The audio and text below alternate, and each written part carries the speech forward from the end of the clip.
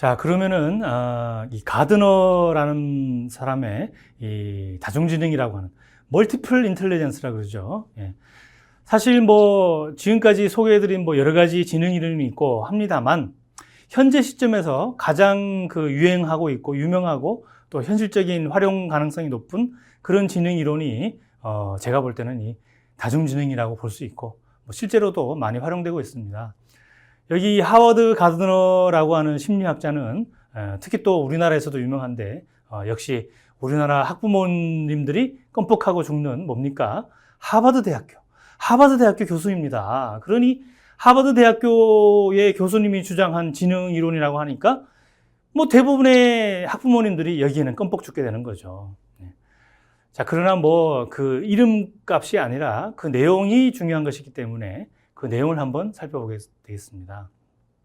자, 우리는 초창기 지능 이론에서 결국은 스피어만처럼 인간의 지능이라는 것이 여러 개의 조각이 아니라 하나의 커다란 덩어리, 그래서 일반 지능이라고 하는 General Mental Ability라고 하는 지위원이 있다라고 주장했고, 또 거기에 근거해서 초창기의 지능 검사들은 그렇게 해서 만들어졌고, 그런 개념의 지능 검사들이 거의 100여 년 동안 시행이 되었다라고 볼 수 있는데, 그러나 이제 지금의 관점에서 지능을 바라보게 되면 시대가 변했고 또 여러 가지 환경이 변했죠. 그렇기 때문에 지능을 새로운 관점으로 봐야 되는데, 자, 우리가 지금까지 인간의 지적 능력이라고 주로 얘기했던 언어적인 능력, 수학적인 능력, 이런 것도 물론 중요한 지능에 해당되는 거겠지만, 그것뿐만 아니더라도 중요한 인간의 지능의 종류에 여러 가지가 있다라고 주장한 거죠.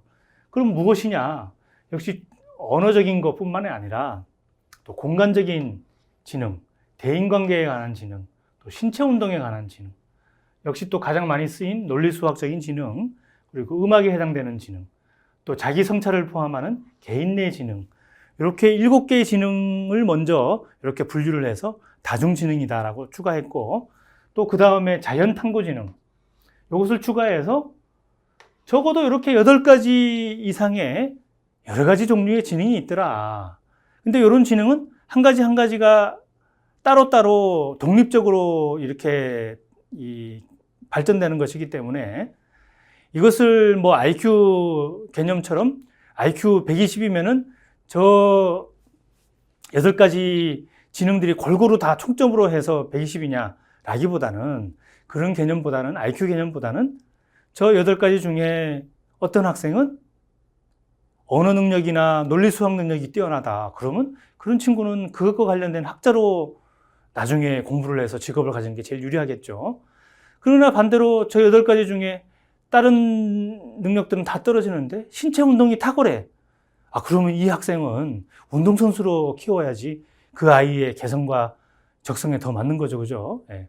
그래서 일괄적으로 지능지수라고 하는 것에 목매어서 뭐 지능지수가 120이냐 130이냐 이렇게 목매기보다는 우리 아이에게 가장 중요한 지능이 어떤 종류인가, 그것을 확실하게 이해를 해서 거기에 맞게 또 개성과 적성에 맞게 이 발전을 시켜 나가자. 이게 오늘날의 그 개념에서는 훨씬 더 합리적이고 긍정적인 개념이죠. 그죠? 예.